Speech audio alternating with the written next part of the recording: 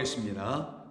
존귀와 영광을 받으시기에 영원토록 합당하신 아버지 하나님, 당신께서 존귀와 영광을 받으시기 위해서 저희들을 피조하셨고, 피조된 저희들 안에 당신을 아버지로 섬길 수 있는 거룩한 성령의 영을 부어주심으로 우리가 비로소 주의 자녀되어 주님이 기뻐하시는 삶을 주께서 허락하신 그 은혜와 진리 안에서 누리게 하시니 이것이 아버지의 뜻이요, 바로 이와 같은 삶을 통하여 아버지께 참된 예배를 날마다 드리는 모든 성도들로 오늘도 지어가시니 감사합니다. 오늘은 그와 같이 주님의 백성들이 이 한날을 정하여 주 앞에 모두가 같은 영 같은 말씀 안에서 참된 예배자로 찾아내신 우리 주님의 부름에 응답하여 귀하게 존귀하게 예배의 자리에서 주님을 예배할 수 있도록 인도하신 것 감사드립니다. 오늘도 주시는 말씀이 우리의 영혼을 흥왕하게 하실 줄로 믿고 온전케 하시는 말씀을 들려주실 것을 믿고 감사드리오며 예수님의 이름으로 기도드립니다. 아멘. 하나님 말씀 나누겠습니다. 로마서 13장 8절 이하 10절입니다. 함께 읽겠습니다. 피차 사랑의 빛 외에는 아무에게든지 아무 빛도 지지 말라. 남을 사랑하는 자는 율법을 다 이루었느니라. 간음하지 말라, 살인하지 말라, 도둑질하지 말라, 탐내지 말라 한 것과 그 외에 다른 계명이 있을지라도 내 이웃을 내 자신과 같이 사랑하라 하신 그 말씀 가운데 다 들었느니라. 사랑은 이웃에게 악을 행하지 아니하나니 그러므로 사랑은 율법의 완성이니라. 아멘. 우리는 지난 3주에 걸쳐서 이 같은 본문 8절로 10절에 있는 말씀을 가지고 계속해서 이 하나님의 말씀에 담겨있는 귀하고 복된 하나님의 사랑의 이야기를 듣고 있습니다. 우리가 오늘로 네 번째 주를 맞이해서 이 말씀을, 이 본문 8절과 10절에 기록된 말씀을 1차적으로 오늘로 맞춰볼까 합니다. 다시 한번 말씀드리면 우리가 첫 번째로 나눴던 것은 율법과 이 사랑이라는 것이 무엇인지, 사랑이라는 말씀이 어떻게 율법이라는 하나님의 법을 완성해냈는지에 대해서 우리가 함께 나누게 됐던 것이고요. 바로 그것을 이루시기 위해서 우리에게 이웃되어 찾아오신 그리스도 예수님으로 말미암아 율법이라는 것만 가지고 여전히 하나님의 뜻을 알아듣지 못함으로 그 율법으로 말미암아 망해버릴 수밖에 없었던 우리, 그래서 죄와 사망 가운데 여전히 거할 수밖에 없었던 우리들을 우리 주님께서 긍휼히 여기시고는 불쌍히 여기시고는 당신의 은혜와 자비가 아니고선 결단코 우리는 구원받을 수 없다라는 하나님의 법을 드디어 다시 깨우쳐 알려주심으로 하나님의 모든 계명들이 사랑의 계명으로 다시 들려지게 되는 것에 대해서 말씀을 나누게 됐습니다. 그때 우리는 비로소 이 모든 일을 우리 가운데 이루시고자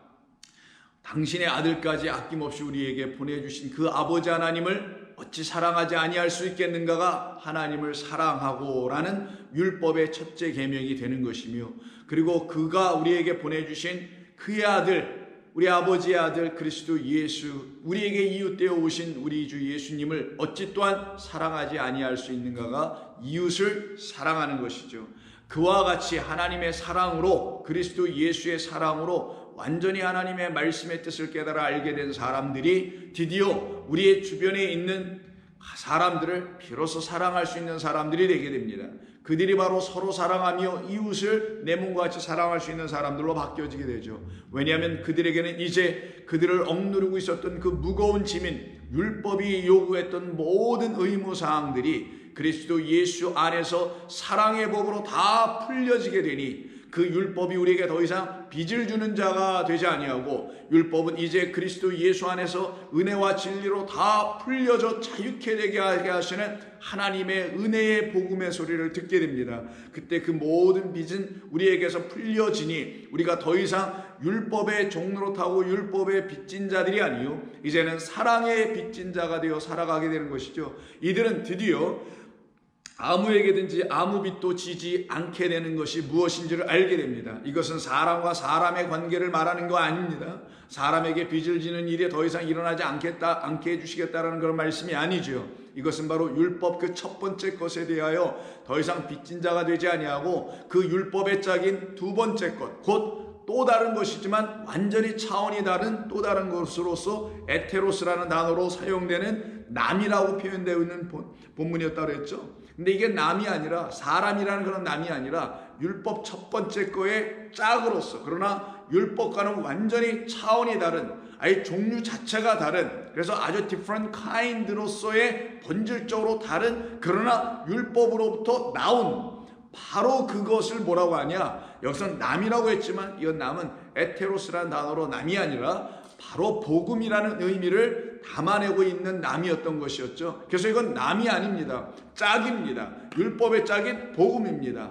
바로 그와 같은 말씀을 우리가 깨달아 알게 됐을 때 우리가 비로소 사랑할 수 있는 것은 남을 사랑함으로 율법을 다 이룬다라는 그 말은 곧 그 복음을 사랑할 수 있는 자들이 될 수 있다라는 거예요. 왜? 그 복음이 나를 살려냈기 때문에 그 은혜와 진리가 담겨있는 율법을 은혜와 진리로 듣지 못하면 그것이 복음이 되지 않는데, 그 은혜와 진리로 들려주시는 그리스도 예수님으로 말미암아 그 율법이 더 이상 율법이 아니요, 이제는 또 다른 것이라는 에테로스라는 그 말로 바뀌어있는 바로 율법의 짝인 그리스도로, 진리로, 복음으로 들려주어 나를 구원하게 하셨으니 내가 어찌 그 또 다른 것이라는 남이라고 표현되어 있는 그 복음을 사랑하지 아니할 수 있겠는가? 그래서 그 복음을 계속 사랑할 수밖에 없게 되니 그 복음이 내게 전부 다 뭐를 주냐? 사랑을 더 주네요.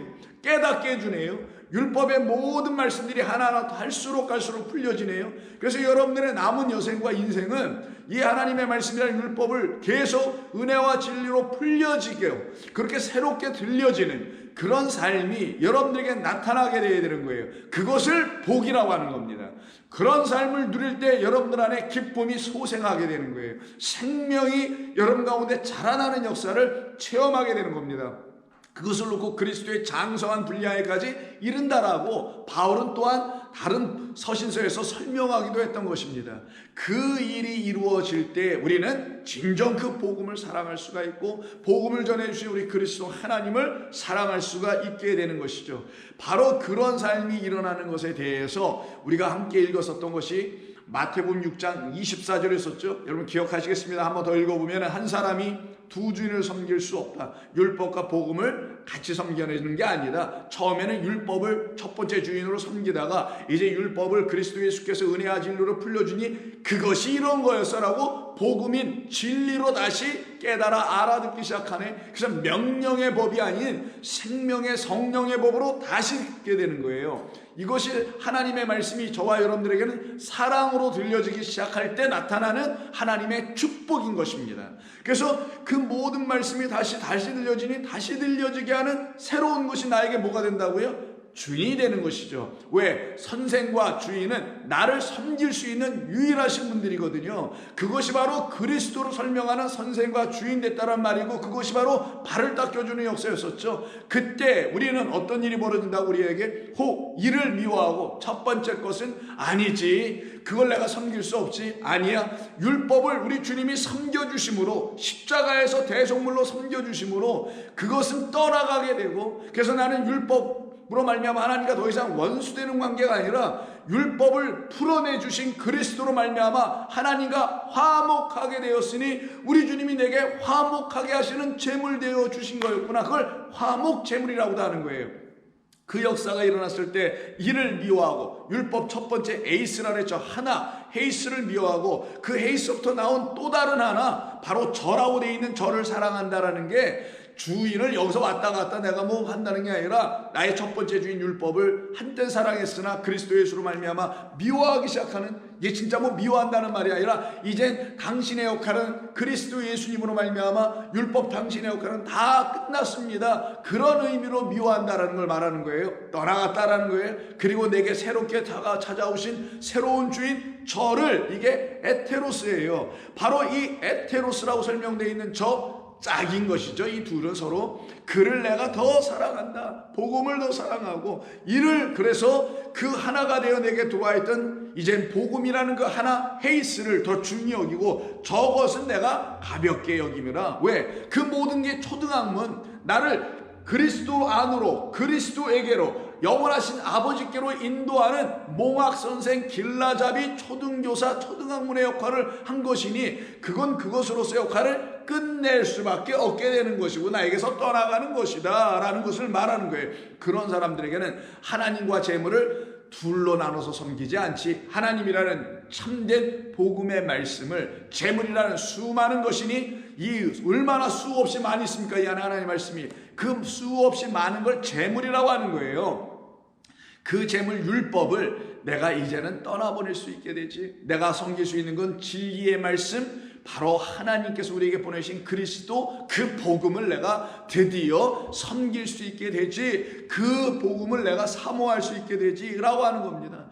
그래서 이 말씀이 우리가 지난번에 함께 나눴었던 이 빚을 진 우리를, 율법에 빚진 우리를 하나님께서 당신의 아들 그리스도를 보내셔서 그를 청지기라는 이름으로, 근데 불의한 청지기 같다 보였었지만 결국은 어떻게 그가 탕감을 다 해주죠. 그의 말씀으로, 그로 말미암아 그리스도 예수 물과 성령으로 말미암아 우리가 완전히 탕감되는 겁니다. 율법이 풀려지는 거예요. 율법에 묶여서 종로로 타고 있던 우리를 거기서 자유케 하시는 그리스도를 만남으로 말미암아 풀어지며, 그래서 untie, 우리가 거기서 완전히 released, 해방되는 것뿐만 아니라 그 말씀이 우리 가운데서 풀려진다. 하나하나 꼬여졌던 실타래들이 하나하나 풀려져서 C줄과 낫줄이 다시 엮여요. 그래서 C줄과 낫줄이 엮이니까 뭐가 돼요? 하나의 멋진 진리의 그물이 된단 말이에요. 진리의 옷이 되기도 합니다. 그 진리의 그물에 던져져서 우리가 하나하나씩 그리스도의 말씀에 낚여서 세상의 바다에 빠져 죽지 아니하고 거기서 건져내지게 되는 것이에요. 그게 바로 물고기를 잡는 것으로 비유되어 있는 사람을 낚는 어부라 하는 것이며,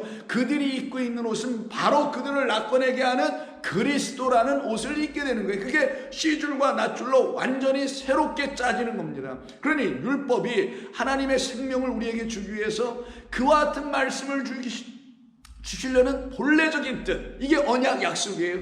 그 언약의 약속을 이루시기 위해서 우리 주님 오셔서 이 잔은 내가 너희를 위하여 흘리는 피니 바로 언약의 피니라 라고 말씀하신 당신의 사랑으로 우리를 완전케 해버리시는 역사가 나타나는 거예요. 그러니 이는 누가복음 16장 한번 보시면 불의한 청지기가 아니죠. 세상이 볼 때는 불의하게 보일 것입니다. 분명히. 왜? 예수께서 행하시는 모든 일들이 마땅하지 않아 보여. 그게 무슨 진리야? 그게 무슨 어떤 것이야?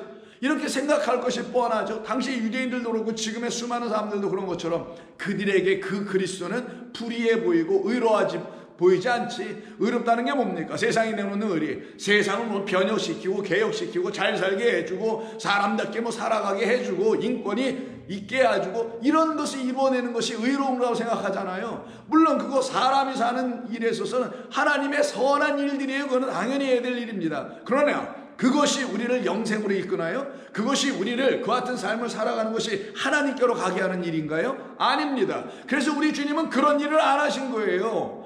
이 세상은 그런 의인들을 찾아내지만 하늘에서 오신 참된 의인 그리스도 예수님은 그런 것을 우리에게 주시려고 오신 것이 아니라 하늘의 참된 아버지 하나님이 누구이신지를, 그 아버지 하나님께서 우리에게 주신 첫째 하늘과 첫째 땅이라는 이 수많은 것들을 왜 주셨는지를, 그래서 그 가운데서 빚져 있는, 왜 이걸 받고 그냥 쓰고 있으니 날마다 빚진 거지. 이렇게 빚을 진 상태에 있는 우리들을 오셔서 해방해 주시고 풀어주시는 그리스도 예수는 그럼 어떤 분이 되겠어요? 하나님 보실 때는 그 하나님의 그 뜻을 깨달아 우리 안에서 그 모든 빚이 풀려질 때에 그 그리스도가 우리 안에 계실 것인데, 그 그리스도를 보고 뭐라고 하시겠냐고 하나님께서는 아니야, 불의하다니 지혜로운 청지기지 라고 말씀하는 거예요. 그래서 16장 8절에 보시면 누가복음, 주인이 이 옳지 않아 보이는 청지기가 이 일을 지혜 있게 하였으므로 칭찬하였으니,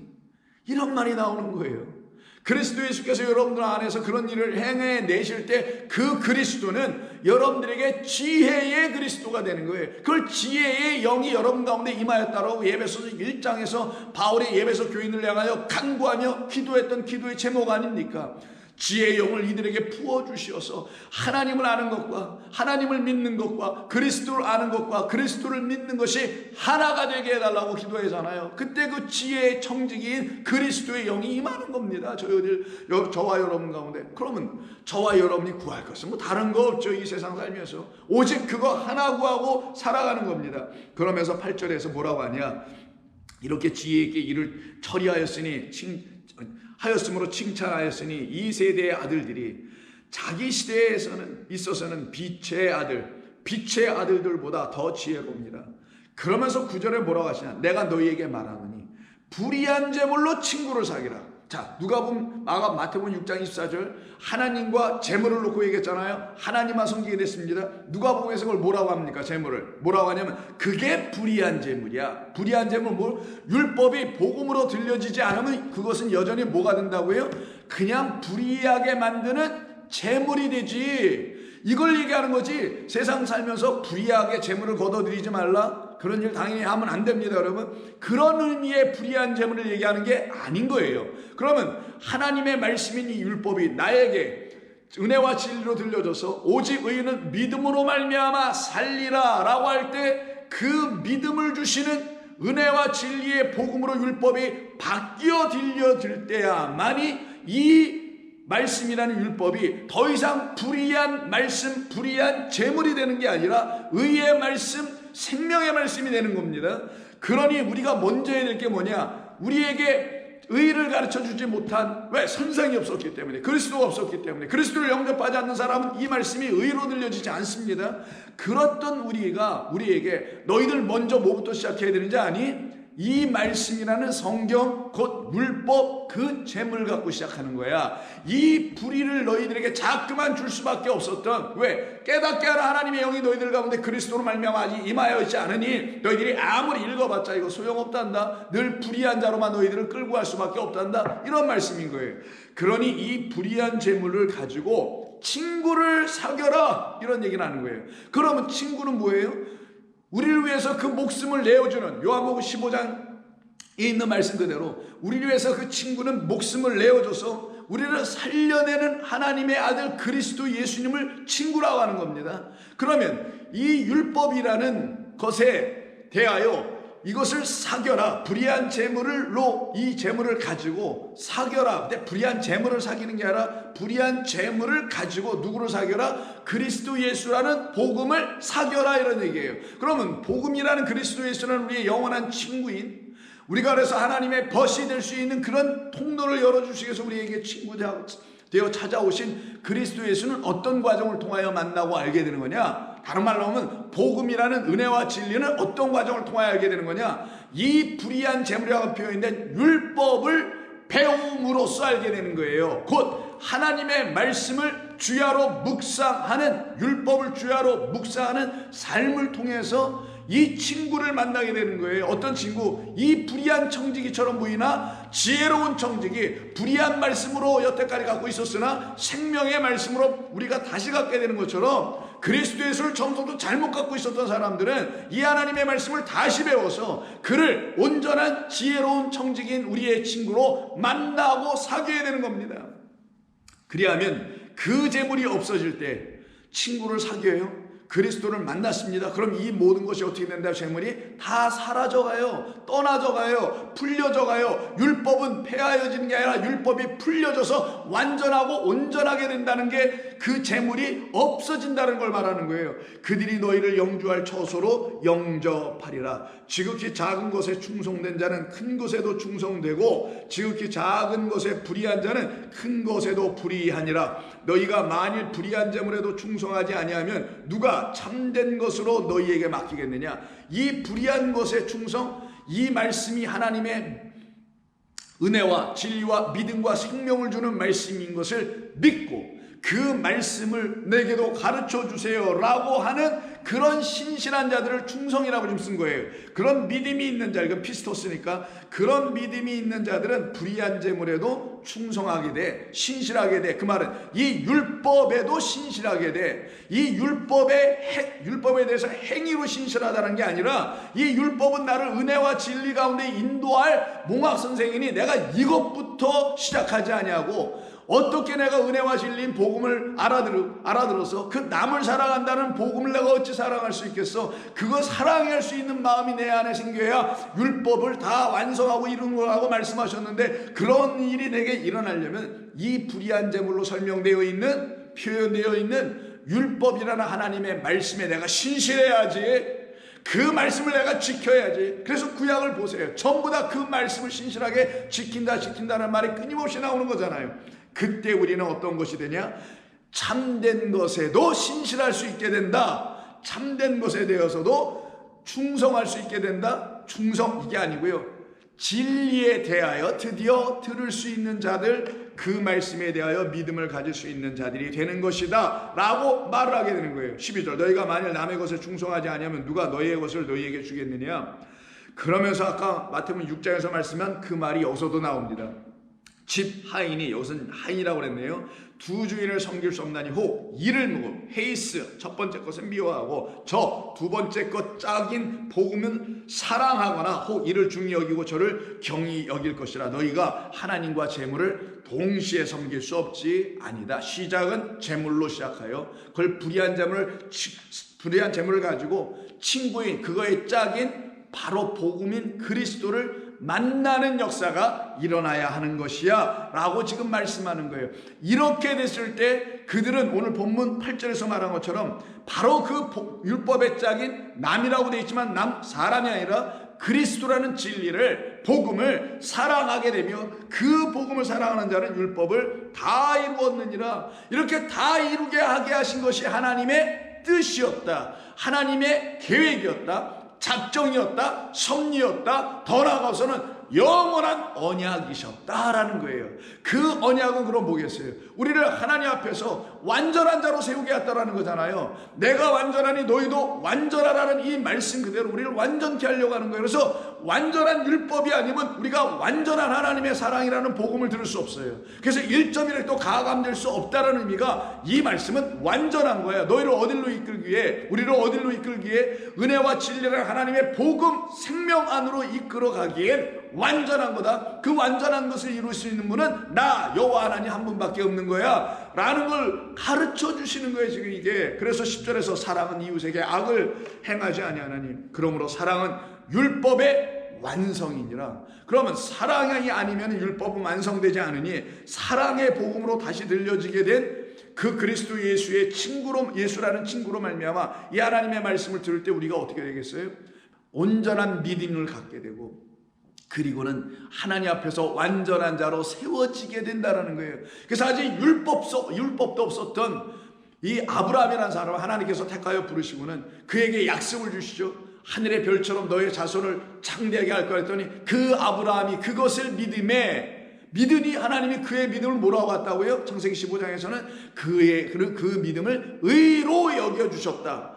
율법이 없음에도 불구하고 율법과 관계없이, 이런 얘기죠. 그러면 율법을 떠나 나온 자라는 걸 의미하는 겁니다. 그렇게 떠나 나온 자, 믿음의 백성을 이루게 한 시작점인 아브라함에서 믿음의 조상입니다. 그런 의미에서 그 믿음의 조상으로 일컫게 되는 그 아브라함에게 뭐라고 하시냐? 바로 그렇게 내가 너를 내 언약 안에 묶어서는 그런 믿음을 갖게 해주고는 그 믿음으로 말미암아 너를 의롭다고 내가 칭해 줄 거야 라고 하신 그 하나님의 말씀을 들은 아브라함은 그것만 들은 게 아니었고 또 듣는 게 있어요. 너는 그러므로 내 앞에서 완전하라 라는 말씀을 하시게 됩니다. 자, 그 말씀에 대해서는 창세기 17장에 있는데 한번 보겠습니다. 아브라함이 99세 때 여호와께서 아브라함에게 나타나사 그에게 이르시되 나는 전능한 하나님이라. 너는 내 앞에서 행하여 완전하라 라고 명하십니다. 너는 내 앞에서 행하여 완전하라.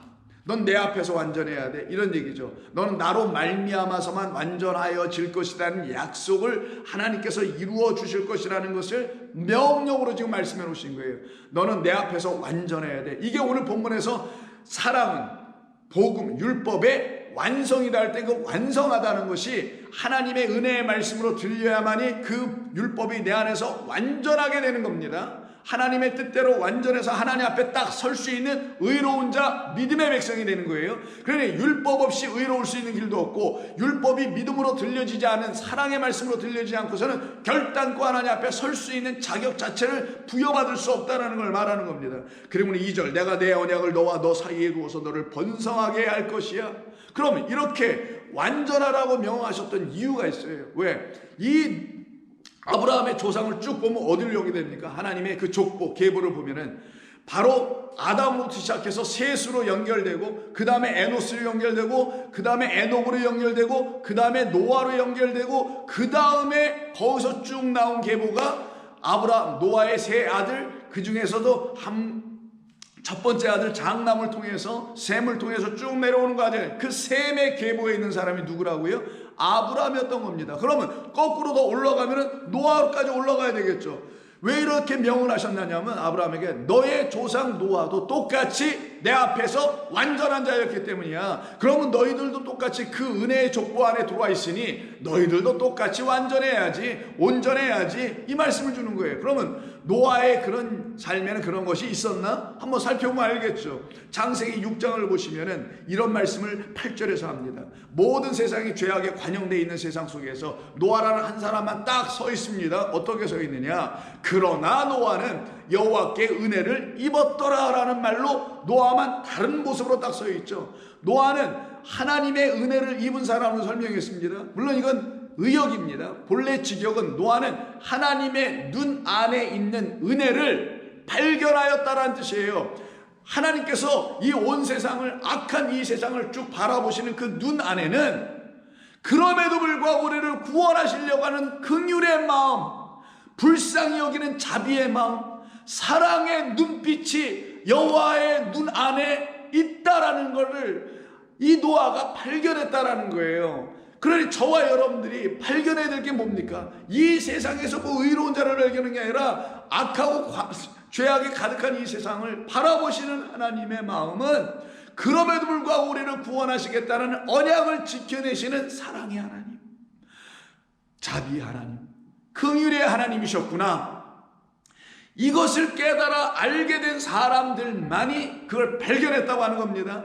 그러니 이 온 세상에서 하나님의 은혜와 진리를 발견한 사람만이 더 이상 율법에 근거하지 않냐고, 그 하나님의 은혜와 자비 안으로만 들어갈 거 아니겠냐고요. 그를 놓고 여호와께 은혜를 입은 자다라고 지금 이야기해서 번역해 놓은 것 뿐입니다. 그리고는 그 다음 절 9절에서 뭐라냐, 이것이 노아의 족보니라. 그럼 노아의 족보로 쭉 내려온 사람이 창세기 17장에서 너 내 앞에서 완전하라 라고 말씀을 들었던 아브라함이란 말이에요. 지금 우리가 그 얘기를 하고 있는 거니까 놓치지 마시고요. 족보니라. 노아는 의인이요. 왜? 오직 의인은 믿음으로 말미암아 살게 될 거라는 아브라함을 통해서 다시 설명될 그 아브라함의 조상이 바로 노아니, 노아 의인이요 당대의 완전한 자라. 그는 하나님과 동행하였다. 이게 너는 내 앞에서 행하여 동행하여 완전하라고 명하셨던 창세기 17장 1절에 2절에서 말씀하고 있는 그 아브라함이 들었던 말과 똑같은 말인데, 이 의인 누구? 노아는 하나님 앞에서 완전한 자다. 담임이라는 단어를 쓰게 되는데 흠없다라는 거예요. 완전하다라는 거예요. 하나님이 보시기에 완전하다. 그러면 아브라함에게 다시 돌아와서 본다면 넌 내 앞에서 완전하라 라고 말씀을 다시 이에게 명령을 하셨던 이유는, 이렇게 노아처럼 너도 내 안에 있는 너를 향한 자비, 너 한 영혼을 향한 나의 긍휼의 마음, 그 모든 것은 내 언약 안에 약속해 놓았던 것인데 그것을 너 이제 볼 수 있겠느냐?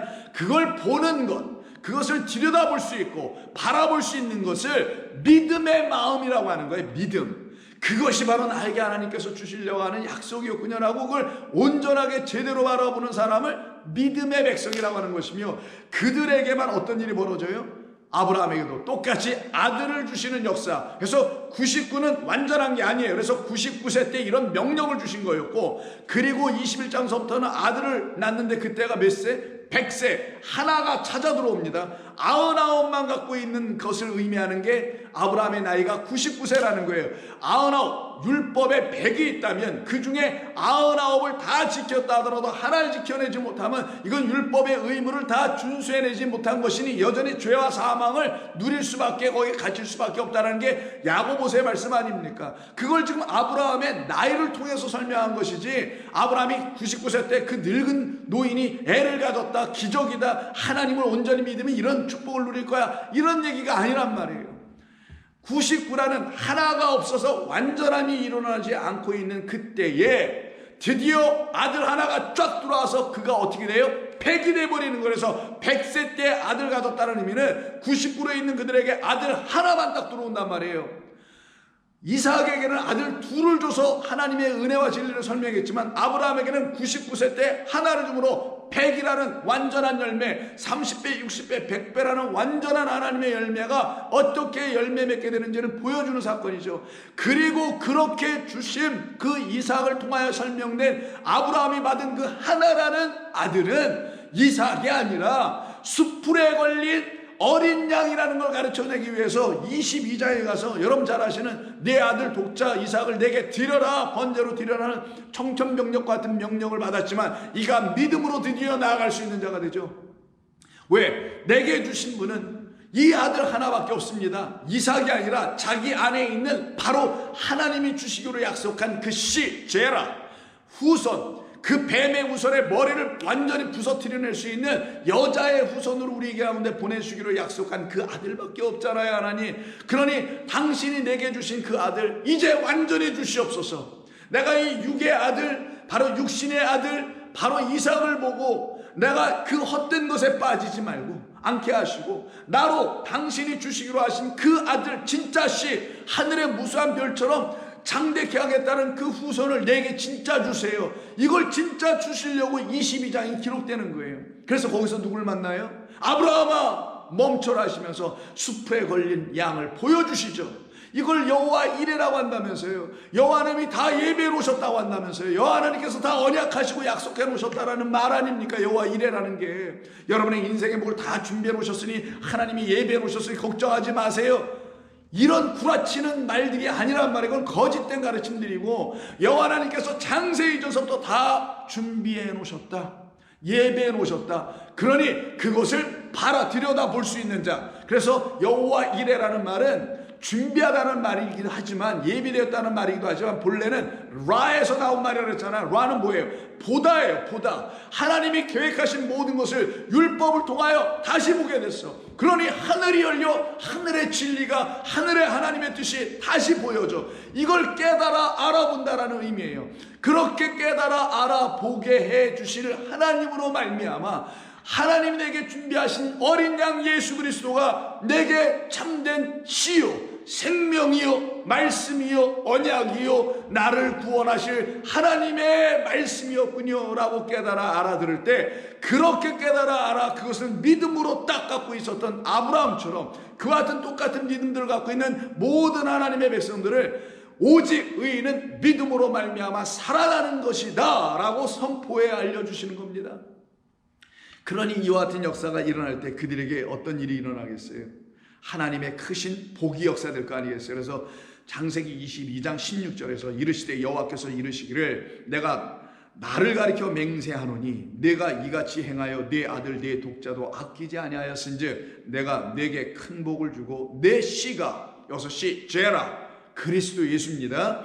크게 번성하여 하늘의 별과 같이 바다의 모래와 같게 하리니 내 씨가 그 대적의 성문을 차지하리라. 또 내 씨로 말미암아 천하 만민이 복을 받으리니, 그리스도 예수로 말미암아 복을 받으리니 내가 나의 말을 준행하였음이라 하셨다 하니라. 그래서 갈라디아서 5장, 여러분 잘 아시는 갈라디아서 5장에서 이런 얘기를 하게 되는 거예요. 바울이 5장 1절입니다. 5장이 아니라 4장 16절입니다. 이 약속들은 아브라함과 그 자손에게 말씀하신 것인데, 여럿을 가리켜 그 씨 자손들이라 하지 아니하시고 오직 한 사람을 가리켜 내 씨 내 후손이라 하였으니 곧 그리스도라 라고 말하는 거예요. 그럼 아브라함이 지금 창세기 22장에서 내 씨라는 것은 그리스도라는 율법, 보이는 모든 창조의 세계 안에 으뜸으로 모든 창조의 근원 되시고 머리 되신 그리스도 예수로 말미암아 너는 이제 살아난 거야. 너는 이제 생명을 얻은 거야. 그러니 그로 말미암지 않고는 우리의 생명을 얻을 길이 없다는 걸 또 가르쳐 주신 얘기가 여러분 유월절입니다. 유월절. 그 유월절 식사에서 어린 양이 죽임당하죠. 그리고 그 어린 양을 채택할 때 1년 된 순양으로 채택하는데 그때 어떤 양을 채택하느냐? 완전한 흠 없는 어린 양을 채택해요. 그 어린 양의 피를 문설주에 바르고 그리고 그 어린 양을 먹고 그날 밤으로 어떻게 합니까? 출애굽하는 거예요. 하나님의 말씀은 한치의 오차도 없이 우리에게 이렇게 진리를 끊임없이 다각적으로 그러나 진리 하나로 통합하고 통일하여 우리에게 전해주시는 겁니다. 그래서 출애굽기 12장 3절에 너희는 이스라엘 온 회중에게 말하여 이르라. 이달 열흘에 너희 각자가 어린 양을 취할지니 각 가족대로 식구를 위하여 어린 양을 취하라. 그런데 그 어린 양은 5절 흠 없고라고 말하죠. 이 흠 없고가 완전하다라는 탐임이라는 단어와 똑같은 겁니다. 흠 없고 완전한 1년 된 수컷으로 하되 양이나 염소 중에서 취하고 7절 그 피를 양을 먹을 집 좌우 문설주의 임방에 바르고 이게 교회예요. 그 집이 바로 그리스도의 피값으로 세운 교회가 바로 이 어린 양의 피를 바른 그 문이 되는 것입니다. 그래서 이스라엘 백성들이 어떻게 합니까? 그래서 출애굽하잖아요. 출애굽은 뭐예요? 율법에서 벗어나는 게 출애굽이잖아요. 율법에 묶여 있었던 종살이하고 있었던 그들을 하나님께서 자유의 백성들로 바꿔가시는, 그래서 미드바로 광야로 나오게 하셔서 거기서 하나님의 말씀을 듣게 하시는 역사가 출애굽의 기본이 아닙니까? 그렇게 이루어진 그 일을 통하여 하나님의 백성들이 미드바르라는 광야에 나와서 모세를 통하여 하늘의 뜻을 다시 듣고 배우게 되죠. 율법의 의미가 뭔지를 하나하나 배워 나가게 됩니다. 그래서 신명기 18장 13절에서 뭐라고 말씀하시냐면 너는 내 하나님 여호와 앞에서 완전하라라고 말씀하세요. 근데 이건 명령문으로 우리말로 번역했지만 이건 오역입니다. 너희는 여호와 앞에서 미래형 완전할 것이야. 다른 말로는 미완료형, 아직 완료가 안 됐어요. 그 말은 뭐예요? 누군가 너희들에게 율법만 갖고 있는 너희들에게 찾아오게 될 텐데 그 찾아오게 될 그로 말미암아 그 완전한 누구? 흠없는 어린 양 그리스도 예수로 말미암아 이 율법만 갖고 있는 너희들을 완전하게 해줄 거야. 그래서 너희들은 완전해지는 거야. 너희들 스스로 너희들을 완전하게 하는 게 아니라 할 수도 없고 그가 오셔서 우리를 흠없는 자들로 완전한 자들로 만들어 주심으로 여호와 하나님 앞에서 딱 완전한 자가 되어 의인이 되어 하나님 보기에 합당한 자가 되어 살아가도록 하는 거야. 이것이 바로 너는 내 하나님 여호와 앞에서 완전하게 될 것이다. 내가 쫓아낼 이 민족들은 기륭을 말하는 자들이나 점쟁이의 말을 듣거니와 내게는 내 하나님 여호와께서 이런 일을 용납한 적이 없다. 너희는 거짓된 말을 듣지 않아. 참된 하나님의 말씀을 내 백성들은 계속 들을 수 있도록 내가 공급해 주도록 약속해놨어. 그래서 그 다음 15절에서 이 유명한 말씀이 나오는 거예요. 내 하나님 여호와께서 너희 가운데 내 형제 중에서 너를 위하여 나와 같은 선지자 하나를 일으키면 그 선지자는 형제가 될 거 아니에요. 형제 중에서니까 그 형제 선지자가 하나 일으켜지는데 그때 너희는 그의 말을 들으라. 이때 이 말씀이 예언이기도 하고 약속이기도 하고 언약인데 그때 이 형제가 누구라고요? 바로 우리에게 찾아오신 이웃이요 우리의 형제 되신 그리스도 예수라는 선지자를 말하는 거예요. 그의 말을 들을지어다. 18절 내가 그들의 형제 중에서 너와 같은 선지자 하나를 그들을 위하여 일으키고 내 말을 그의 입에 두리니 내가 그에게 명령하는 것을 그가 우리에게 다 말하리라. 그럼 우리는 이 선지자 그리스도 예수를 만나게 되는 거예요. 그래서 그가 오셔서 산상순에서 그의 입에다 말씀 넣어주셨다잖아요. 그래서 그가 입을 열어 말씀하신다 그러죠. 5장 2절 마태복음 5장 2절 입을 열어 예수께서 가르쳐 이르시기를 이렇게 시작하는 거예요. 그러면 어떻게 합니까? 너희들이 이렇게 들었잖아. 전에는 너희들의 율법을 이런 식으로 듣고 그렇게 뭐 해보려고 했었잖아. 그 말씀은 21절부터 옛사람에게 말한 바 살인하지 말라. 누구든지 살인하면 심판을 받게 되리라 하였다는 것을 너희가 들었으나 나는 너희에게 이르노니 형제에게 노하는 자마다 심판을 받게 되고, 그 형제 누구? 지금 방금 신명기서에서 모세가 약속해 준 하나님의 언약을 이 백성들에게 줬지 않습니까? 너희 형제 중에서 선지자 하나가 일으켜 세워질 거야라는 그 형제를 얘기하는 거예요. 근데 그 형제를 누가복음에서는 불의한 청직이야, 저 사람은 십자가에 못을 박아야 돼 라고 외치게 되는 사람들에 의해서 불의해지게 보였던 그 형제를 또 말하는 것이기도 합니다. 바로 그 형제가 우리 앞에서 무엇을 하셨다고요? 우리에게 주신 하나님의 말씀을 참된 생명의 말씀으로 가질 수 있도록 하셨죠. 27절, 또 간음하지 말라 하였다는 것을 너희가 들었으나 나는 너희에게 이르노니 음욕을 품고 여자를 보는 자마다 마음에 이미 간음하였느니라. 그때 여기서 여자는 하와를 말하는, 이건 여기서 하지 않겠으면 예전에 다 했으니까 다시 들려지지 아니하면 이걸 삶의 교훈이나 도덕이나 세상이 말하는 그런 윤리 차원으로 또 전락하여 들 수밖에 없어요. 교회에 나오시는 이유가 하나님의 말씀을 통하여 여러분들이 하나님을 알아가시는 이유가 삶에서 그런 거 행하라는 것을 가르쳐주는 그런 하나님을 만나러 나오는 겁니까? 그거는 꼭 교회에 와야만 그런 걸 아는 거예요. 그거는 교회 안 나오고 국민학교 1학년만 다니고 도덕책 하나만 읽으면 다 아는 건 아닙니까? 그걸 또 읽어야 그걸 하는 거예요. 그냥 자연스럽게 아는 것 뿐이지. 근데 왜 이런 말씀들을 왜 그런 데다 갖다 쓰냐고요. 세 번째, 이 33절, 또 옛사람에게 말하면 헛맹세를 하지 말고 내 맹세하는 것을 주께 지키라 했다는 것을 너희가 들었으나 나는 너희에게 이르노니 도무지 맹세하지 말라. 하늘로도 하지 말고 이는 하나님의 보좌이며 쭉 말씀하시죠. 그리고 네 번째가 뭐라고요? 43절, 또 내 이웃을 사랑하고 내 원수를 미워하라 했다는 것을 너희가 들었으나 나는 너희에게 이르노니 너희 원수를 이젠 사랑하며 그리고 너희를 박해하는 자를 위하여 기도하라. 이같이 한 자가 하늘에 계신 너희 아버지의 아들이 될 것이다 라고 말씀하세요. 그리고 이 네 번째가 사랑입니다. 사랑만이 뭐예요? 이 너희가 전에 이렇게 잘못 들었던 거, 너희가 전에 들었으나 했던 모든 것을 사랑으로 어떻게 율법은 완성된다고 지금 로마서에서 말씀하고 있는 바울의 이 깨달음은 이런 말씀 때문에 그런 깨달음이 다 오는 겁니다. 왔던 겁니다. 그래서 이 마태복음 5장이 네 번째 43절부터 48절까지 기록이 되어 있는데, 그리고 5장이 딱 끝나는 거예요. 마지막 48절에 뭐라고 말씀하시냐면 신명기 18장 13절에서 내가 너희를 다 온전하게 할 거야, 완전하게 할 거야. 탐임, 흠없는 자로, 즉 율법으로 말미암아 빚진 자가 아니여 다 탕감돼 완전히 다 자유, 하나도 없어 빚이. 그래서 깨끗해. 발을 씻기니 완전하게 깨끗해져 있어. 이 상태로 만드시겠다는 하나님의 약속 그대로 우리 주님이 오셔서 율법을 완전케 하는 사랑으로 말미암아 48절이 뭐라고 하냐? 그러므로 하늘에 계신 너희 하나님의 온전하심이 아니라, 이거 완전하도 읽읍시다. 완전하신 텔레오스의 단어가 완전하신 같이 너희도 온전하라, 완전하라 명령문으로 또 되어 있는데, 이건 명령문 아니라 미래형이에요. 똑같아요. 신명기서처럼 너희도 완전하게 될 거야. 누군가 너희를 완전하게 해줘서 완전하게 될 건데 여기 또 명령으로 써놨어요. 왜 이렇게 명령으로 번역했을까요? 앞에 있는 이 산상순의 모든 5장에 있는 말씀들을 잘못 번역했단 말이에요. 잘못 이해했단 말이에요.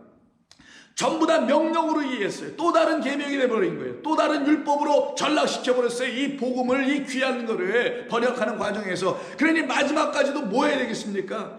율법은 명령이 아니라 사랑의 계명으로 들려야 되는데 여기도 또 명령으로 번역을 한대. 그러니까 너희도 온전하라, 완전하라니까 우리가 이런 말을 성도가 들으면 내가 나를 어떻게 온전하게 만들어야 되지? 온전하고 완전하라 그러니까 내가 완전해 봐야지. 이런 결심 같은 거를 끌어내고 요구하는 말로 이 말은 이해될 수밖에 없지 않겠어요? 저는 그렇게 들려집니다. 여러분은 어떻게 들려지겠어요? 이렇게 문을 가지고 이렇게 성경을 읽게 되면 마찬가지 아닐까요? 맞습니다.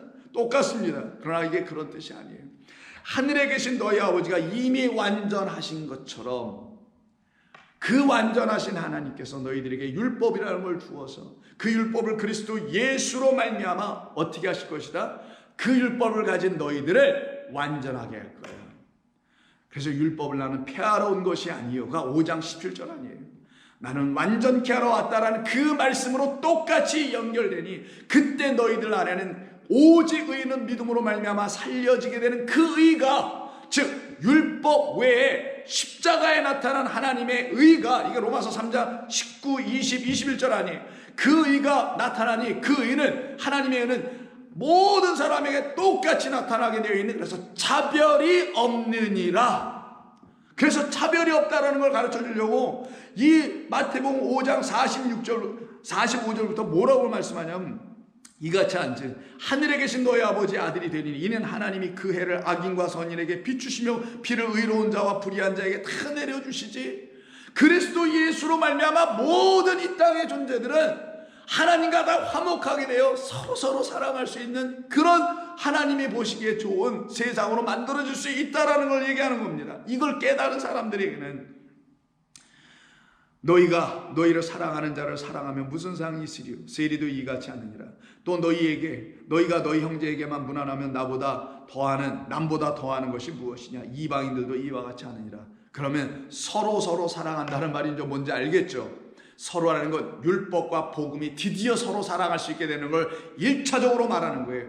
복음을 갖게 된 사람들은 복음이 없는 율법만 갖고 있는 자들을 드디어 사랑하여 그 은혜와 진리라는 사랑의 말씀으로 이 율법만 갖고 있는 자들을 해방시키는, 그래서 서로 사랑할 수 있고 하나님의 뜻을 이루어갈 수 있는 사람들로 세워지는 거예요. 그 끝에 48절, 그러므로 하늘에 계신 그 하나님, 공평하신 하나님, 그 의를 차별 없이 다 주시길 원하셨던 그 하나님이 완전하신 것처럼 너희도 이제 완전하여질 거야. 어떻게 하면 이 산상수훈에서 우리 주님의 입에 담겨져 있었던 말씀이 탁 터져 나와서 우리들의 심령 가운데 깨달음의 역사를 일으키시는 성령으로 말미암아 귀 있는 자들이 다시 듣게 되는 역사가 일어날 때 그런 일이 일어나겠죠. 그럼 이들은 무수한 재물로 있었던 율법이 하나하나 다 그들에게서 떨어져 나가는, 팔아 넘겨버리는, 그들에게서 멀리 사라져버리는, 탕감되는, 사함을 받는, 용서를 받는 그런 일이 일어나야 되지 않겠어요? 그때 그들에게 남는 건 뭐냐?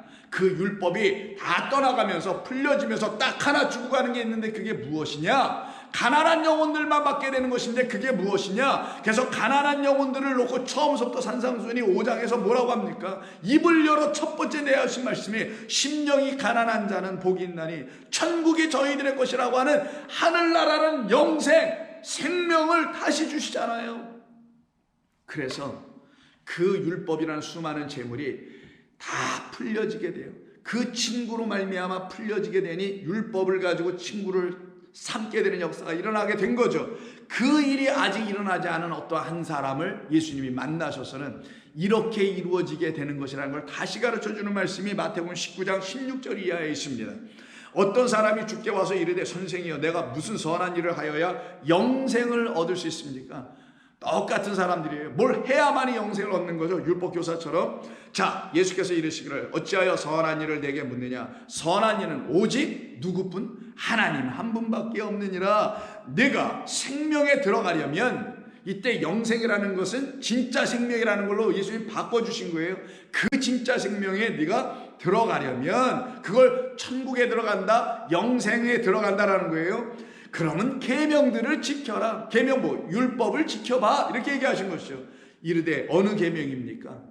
제가 계명이라는 거 어릴 때부터 다 지켰는데 제가 뭐 안 지킨 계명이 있습니까? 그렇지, 너 안 지킨 계명이 하나 있지. 그게 뭐예요? 오늘 로마서에서 말씀에 근거한다면 모든 계명 율법은 사랑으로 완전하게 되는 건데 사랑의 계명을 너는 못 지키고 있네. 즉 율법이 너희 안에서 사랑으로 남아있지 않네. 율법이 다 하나님의 사랑을 얘기하는 건데 그 사랑은 모르고 명령으로만 너 갖고 있네. 그러니 너는 지금 또다시 나에게 무슨 계명입니까? 라고 묻지. 너 율법이라는 계명이 사랑, 하나님 사랑과 이웃 사랑이라는 거 너 몰랐느냐라고 얘기하시려고 하는 거겠죠. 이르시되 어느 계명입니까?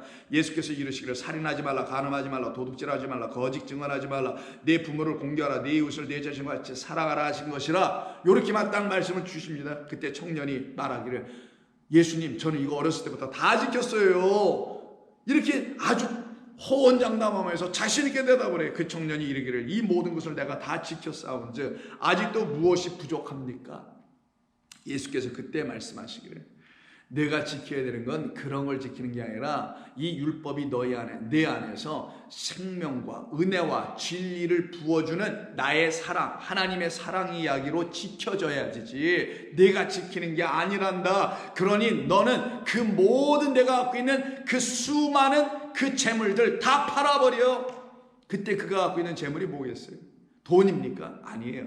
불의한 재물인, 너를 불의하게 지금 계속 만들고 있는 이 율법을 너는 이제는 내게 넘겨. 다 팔아버려. 이 말씀 하십니다. 예수께서 이르시되 내가 온전하고자 라고 지금 번역을 했죠. 이게 지금 완전하다, 온전하다 똑같은 텔레오스를 얘기합니다. 히브리어는 타밈을 얘기하는 거예요. 너는 내 앞에서 완전하라. 의인 노아는 당대에 완전한 자였다. 이런 말씀과 똑같은 단어입니다. 이게 내가 노아처럼 아브라함처럼 완전하고 온전하고자 할진대 그러면 가서 너의 소유를 다 팔아 가난한 자들에게 주라. 그리하면 하늘에서 보화가 내게 있으리라. 그러면 이걸 또 문자적으로 이해하면 큰일 나는 거죠. 같은 뭘 다 팔아서 가난한 사람도 다 나눠주고 나는 청빈한 삶을 살아야지. 그렇게 하는 것이 하나님의 뜻이니 이렇게 또 이해할 수밖에 없죠. 근데 이게 정말 그런 뜻일까요? 그런 뜻이면 그렇게 살아야 되잖아요, 또 우리. 근데 여러분들 왜 이렇게 안 사세요? 용기가 없고 자신이 없어서요? 아니면 하나님이 설마 그런 말씀을 주셨을까? 이런 생각 때문에 그러시나요? 자, 그러면 이 말씀이 뭐겠어요? 지금까지 쭉 말씀드린 그대로 그 부자 청년이 갖고 있었던 그를 부자 되게 만든 것은 많은 재물인 바로 율법만 갖고 있다는 걸 말하는 겁니다. 율법이 그에게 재물되어 많은 재물되어 그 많은 재물로 지금 계속 율법을 지켜만 내고 있는 사람이었던 거예요. 그것은 그에게 떠나가줘야 되는데 아직 안 떠나고 있는, 다 떠나가게. 그리고 너 나를 따라와봐. 그러면 내가 너에게 하늘에서 약속한 보화인 나라는 생명, 나라는 복음, 나라는 진리, 나라는 은혜를 내가 너에게 부어줄 거야. 이게 하늘의 보화입니다. 그 보화를 너는 내게 와서 갖게 될 거야 하니 그 청년이 재물이 많으므로 이 말씀을 듣고 근심하여 가니라. 이게 재물이라는 것이 휘포라는 말과 에코라는 말의 합성어거든요. 이거는 맘모나스는 아니에요. 그럼 휘포는 뭐뭐 아래에서, 자, 그 다음에 에코가 아니라 그 아르코입니다. 죄송합니다. 휘포 아르코인데 아르코는 지배하다예요. 그게 뭐예요? 율법 아래, 많은 재물인 율법 아래에서, 휘포 아래에서 지금 뭐한다? 통제받고 있는 자라는 거예요. 그 통제받게 하는 그 말들, 그 율법 계명들만 잔뜩 갖고 있어서 그걸로 꽉 채워졌다라는 의미의 부자예요. 그런 부자를 지금 얘기하는 거예요. 그래서 그 청년이 재물이 많음으로, 돈이 많음으로가 아니라 자기가 지금 계속해서 자기 생각에 맞다고 생각하는 그 율법의 계명, 그것으로 더덕더덕 많이 갖고 있기 때문에 이걸 내려놓을 수가 없어. 이게 맞다고 생각해. 이게 진리라고 생각하니 이걸 포기를 못해. 가난한 자들에게 주라는 말은 비우고 이걸 포기를 못해. 그래서 이 말씀 진리를 들었음에도 불구하고 그가 근심하여 떠나가니라. 이 안타까운 일이 벌어지는 거예요. 이 안타까운 일이 벌어지게 됩니다. 그러나 이와 같은 사람, 바로 온전하지 못하고 완전하지 못한 사람이 있는가 하면은 주의 말씀을 듣고 맞아, 이젠 내가 그 율법을 온전케 하시는 그리스도 예수님으로 말미암아 다시 들어야지. 그래야 내 안에서 그 모든 말씀이 은혜와 진리라는 복음으로, 그 율법의 짝인 그 복음으로 내가 다시 만나게 되고 그 복음으로 내가 다시 듣게 되면 나는 온전한 자가 되는 것이지. 그러니 내가 율법 아래 있을 때 온전해질 수 없어. 율법은 나를 온전케 하게 하는 말씀이 아니라 내가 온전하지 못하고 완전하지 못한 흠 있는 자라는 것만 가르쳐주는, 그래서 1차적인 복음으로 내가 씻겨지는 물로 내가 만나야 되는 것이나 그것으로는 다 끝이 아니지. 그럼 나를 완전케 해주셔야지. 그럼 완전케 하시는 그리스도 예수로 말미암아 내가 다시 들어야지. 그래서 히브리서 5장을 보게 되면은 하나님의 말씀으로 완전하게 되는 자가 있는가 하면은 좀 전에 그 부자 청년처럼 하나님의 말씀으로 말미암음에도 불구하고 완전하지 못한 자, 이렇게 나눠지는 이야기가 5장에 기록이 되어 있어요. 한번 볼까요? 11절 이하. 히브리서 5장 11절입니다. 멜기세덱에 관하여서는 우리가 할 말이 많으나 너희가 듣는 것이 두나무로 설명하기가 어려우니라. 때가 오래되었으므로 너희가 마땅히 선생이 되어 있을 터인데 너희가 다시 하나님의 말씀의 초보에 대하여 누구에게서 가르침을 받아야 할 처지가 되었으니 이는 단단한 음식은 못 먹고 젖이나 먹어야 할 자가 되었도다 라고 말하네. 이 말의 의미가 뭐예요? 이 초보만 갖고 있다. 하나님의 말씀의 초보. 하나님의 말씀은 초보가 있고 완성이 있는 거예요. 하나님의 말씀의 초보는 율법 시작인 것이고 그 완성 마지막 것은 우리를 완전케 하는 사랑의 복음인 거예요. 은혜와 진리가 있는 말로 들려줘야 되는 거예요. 근데 여전히 이거 나 지켜야 되는 거야, 이거 내가 반드시 행해야 되는 거야, 이렇게 하나님의 말씀을 초보로만 갖고 있는 자들은 하나님 앞에서 완전한 자가 아니고 자라나지 못한 자예요. 여전히 율법의 차원에 묶여있는 사람들을 말하는 겁니다. 그래서 여기서 초보라는 말을 골로새서 2장에서 바울은 어떤 말로 쓰냐면 8절, 2장 8절에 누가 철학과 헛된 속임수로 너희를 사로잡을까 주의하라. 이것은 사람의 전통과 세상의 초등학문을 따름이지 그리스도를 따름이 아니라 할 때 이때 초등학문이란 말을 썼죠. 이 단어가 바로 여기 히브리서 5장 12절에서 말씀의 초보라는 거예요. 이때 초등학문이 뭡니까? 율법을 말하는 거예요. 율법. 그리스도가 우리에게 오시기 전까지 우리가 율법 아래 갇힌 바 되어 있는 것인데 그 율법이 우리에게 그리스도를 인도하기 위한, 그리스도께로 끌고 가기 위한 초등교사 역할을 하는 것뿐인데 그걸 깨달아 알지 못하면 여전히 율법에 붙잡혀 있는 자, 많은 재물을 갖고 있는 자밖에 되지 않는다. 이게 지금 바울이 지금 말했던 것이고 히브리서 기자도 말하는 거예요. 그런데 13절 보면 이렇게 말합니다. 이런 사람들은 젖을 먹는 자마다 어린아이니 의의 말씀을 경험하지 못해. 하나님의 말씀이 믿음으로 들려지지 않아서 그 오직 의인은 믿음으로 말미암아 살 수 있는 유일한 통로는 그거밖에 없는데 의의 말씀으로 경험이 안 되니 믿음도 못 가져. 그래서 단단한 음식을 못 먹는 자들이야. 그러나 14절을 뭐라고 하냐? 하나님 앞에서 완전해질 것이라는 하나님의 약속을 믿고 율법과 친하게 하나님의 말씀을 친하게 가까이 하니 진짜 친구를 만난다 그랬죠. 불의한 재물을 가까이 하면 진짜 친구를 만납니다. 그들을 누가 하냐?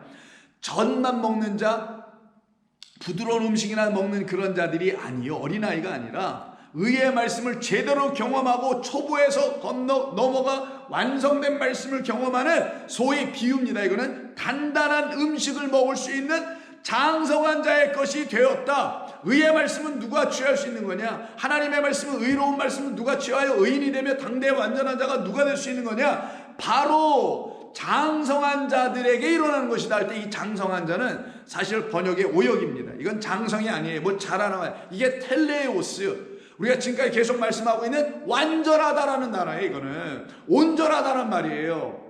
바로 그러면 단단한 음식을 먹는다는 건 하나님의 말씀을 이제는 내가 온전하게 다 소화시킬 수 있어. 단단한 걸 씹어도 소화가 잘 돼. 죽으로 먹지 않아도 되고 미음으로 먹지 않아도 되고 이유식으로 먹지 않아도 되고 우유로 먹지 않아도 돼. 이 말씀을 하나님의 거룩한 말씀, 생명의 말씀으로 그대로 다 소화시킬 수 있는 능력을 갖게 된 그 완전한 자라는 약속을 하나님이 이루어 주신 그대로 내게서도 그것이 이루어져서 내가 장성한 게 아니라 완전하고 온전한 자가 되어버리네. 그들은 지각을 사용함으로 연단을 받아 이제는 선악을 분별할 수 있는 자가 되는 것이다. 그러므로 우리가 그리스도의 도의 초보는 이제 버리자. 그리스도의 도, 진리로 인도하기 위해서 우리에게 먼저 주셨던 율법은 우리에게서 떠나가고 죽은 행실을 회개함과 하나님께 대한 신앙과 세례들과 안수와 죽은 자의 부활과 영원한 심판에 관한 교훈의 털을 다시 닦지 말고 다 초보들 버리고 이제는 그래서 뭐라 그래요? 완전한 대로 나아갈지어다. 여러분, 하나님께서 율법을 우리에게 주신 것은, 계명이라는 것들을 주신 것은 우리를 이렇게 만드시기 위한 하나님의 거룩한 뜻이 있었던 겁니다. 그래서 사랑의 하나님이 사랑의 말씀으로 우리를 다시 완전케 하여 율법이 우리 안에서 다 이루어져야 의로운 자가 되는 거예요. 율법을 주셨던 명령문으로 딱 주셨던 것은, 그것을 지켜야 된다는 명령으로 주셨던 것은 우리 안에서 지켜져야 하기 때문이었던 겁니다. 무엇으로? 율법의 조문으로 지켜지는, 항목으로 지켜지는 것이 아니라 하나의 말씀 사랑으로, 하나의 말씀 은혜로 다 우리 가운데 지켜질 때 그것만이 진리구나 라는 것을 깨달아 알게 되는 거예요. 그때 그들은 하나님의 백성이 되어서 참된 성도의 삶을 다 이루어가는 자들, 하나님의 말씀을 이루어갈 수 있는 자들이 되는 겁니다. 그래서 골로새서 1장 25절 보면 내가 교회의 일꾼 된 것은 하나님이 너희를 위하여 내게 주신 직분을 따라 하나님의 말씀을 이루려 함이니라. 이 비밀은 만세와 만대로부터 감추어졌던 것인데 이제는 그의 성도들에게 나타나였고, 하나님이 그들로 하여금 비밀의 이 비밀의 영광이 이방인 가운데 얼마나 풍성한지를 알게 하려 하심이라. 이 비밀은 너희 안에 계신 그리스도이시니 곧 영광의 소망이시라. 우리가 그를 전파하여 각 사람을 권하고 모든 지혜로 각 사람을 가르치는 이유는 각 사람 한 사람 한 사람을 그리스도 안에서 누구로 세운대요? 완전한 자로 세우려 함이라. 율법을 완성케 하시는 사랑의 말씀으로 이 땅에 오신 그리스도 진리를 들을 때에 우리는 완전한 자로 하나님 앞에서 세워지는 것이에요. 이게 하나님의 뜻이었습니다. 그래서 바울은 갈라디아 교회를 향한 갈라디아서를 쓰는 갈라디아서 5장 13절 이하에서 이런 얘기를 합니다. 형제들아, 너희가 자유를 위하여 부르심을 입었으나 그러나 자유로 육체의 기회를 삼지 말고 다시 율법을 지키게 하는 그런 육체로 너희들의 그 모든 걸 쓰지 말라라는 거예요. 오직 사랑으로 서로 종노릇하라. 사랑으로 서로 종노릇하라. 섬기라는 단어입니다. 이게 사랑으로 섬기라는 거예요. 온 율법은 내 이웃 사랑하기를 내 자신과 같이 하라 하신 하나의 말씀, 여기 한 말씀이라고 되어 있죠. 우리말로는 그거 하나를 헤이스, 하나라고 하는 거예요. 은혜와 진리로 이 땅에 오신 독생자, 그래서 하나, 그 하나의 말씀 안에서 다 이루어졌느니라. 우리는 지난 4주에 걸쳐서 거의 1월 한 달 전체이네요. 우리는 이 율법이 그리스도 예수 안에서 하나님의 사랑의 말씀으로 다시 들려져야만이 저와 여러분은 율법을 비로소 지켜낼 수 있는 자들이 되는 것이며, 그 율법을 지켜내게 하는 것이 하나님의 뜻이었고, 그때 우리는 율법을 항목별로 우리가 스스로 지키는 게 아니라 그리스도 예수 안에서 그 말씀을 다시 율법을 듣고 배울 때마다 우리는 이제는 어린아이와 초보가 되지 아니하고 하나님의 말씀으로 말미암아 완전한 자가 되어 우리를 사랑의 말씀으로 율법을 갖고 있는 우리를 완전케 하는, 사랑만이 우리를 온전하게 한다는 그 하나님의 지고의 약속과 언약이 우리 가운데 다 이루어지게 되는 것입니다. 그때 그들은 정말 이웃을 사랑할 수 있어요. 세상이 알지 못하는 하나님의 사랑으로 그 이웃들을 진짜 사랑할 수 있는 거예요. 돈으로도 사랑할 수 없고 물질로도 사랑할 수 없고 오직 하나님의 사랑으로만 사랑이라는 구원을 이루어낼 수 있는, 구원이라는 사랑을 이뤄낼 수 있는 사람들로 여러분들이 온전해지고 완전해지는 겁니다. 그때 세상은 그와 같은 사람들을 기다리고 있을 것이며, 기다리는 그들에게 여러분들은 나가서 복음을, 하나님의 사랑의 이야기를 전함으로 그들 안에서도 하나님의 영광이 나타나야 하는 것이죠. 그것이 바로 이 1월을 마치는 이때에 이 한 해를 우리가 어떻게 살아야 될지를 다시 가르쳐주는 말씀으로 여러분들이 듣게 되실 줄로 믿습니다. 사랑은, 그러므로 사랑은 율법의 완성이니라. 진리라는, 은혜라는 사랑을 전해줄 때 이 세상은, 하나님의 율법으로 지어진 이 세상은 완전하게 되는 겁니다. 기도하겠습니다. 아버지 하나님, 고맙습니다. 오늘도 변함없이 저희들에게 생명의 말씀을 들려주셨사오니 이제 이 말씀을 성도들의 마음 안에서 깨우쳐 역사하게 하실 분은 성령, 우리 아버지 하나님의 영밖에 없습니다. 모든 성도들로 하여금 이 말씀을 그렇게 다시 묵상하며 듣게 하여 주시옵소서. 예수님의 이름으로 기도드립니다. 아멘.